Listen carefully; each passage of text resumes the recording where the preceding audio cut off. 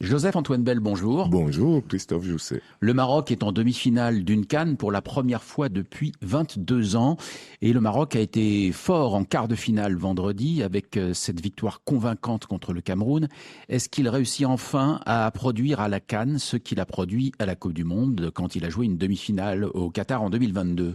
Mais il faut surtout dire que le Maroc est finalement là où on l'attendait. Le Maroc précédemment avait déçu plutôt. Donc, était un train qui n'était pas arrivé à l'heure. Et là, il est à l'heure. Effectivement, le Maroc a bien joué pour moi.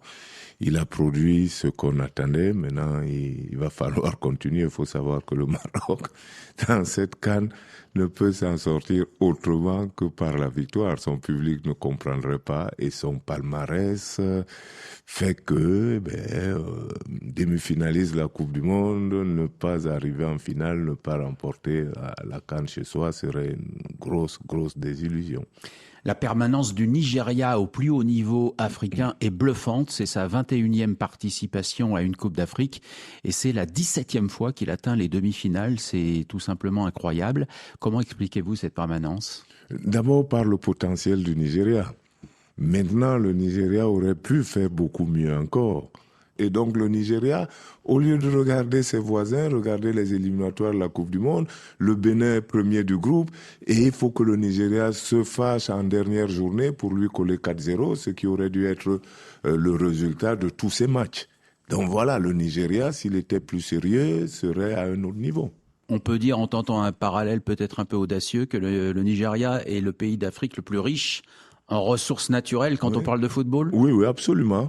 Parce que la base pour présélectionner des joueurs, la base pour former est si large qu'il y a des chances de trouver beaucoup de bons joueurs. Et si on pouvait s'organiser, pas simplement à la base, maintenant on le voit au niveau de l'équipe nationale, vous pouvez pas expliquer qu'en 2025, dans une phase finale, des joueurs soient en train de revendiquer les primes, c'est-à-dire du personnel qui revendique son salaire. Ça ne fait pas sérieux dans aucune entreprise du monde. Il faut se dire les vérités. La vérité, c'est que le Nigeria a des dirigeants qui ne se mettent pas toujours à la hauteur de leurs joueurs. Le Sénégal présent en demi-finale pour la 3e fois en 4 éditions. C'est comme si le Sénégal imposait l'idée qu'il a naturellement maintenant sa place dans le dernier carré de la CAN. Il y est enfin parvenu. Vous savez qu'on a attendu le Sénégal pendant très longtemps. Et aujourd'hui, je leur souhaite de ne pas se fatiguer de bien faire.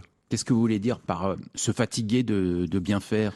Parce que généralement, tous les autres, ce que nous faisons en Afrique, c'est que nous sommes si contents d'avoir bien fait que on croit qu'on pourrait ne pas bien faire et trouver des excuses. C'est le cas de mon propre pays qui aujourd'hui encore compte un quart de finale et c'est sa référence. C'est tout, on est content d'y avoir été une fois.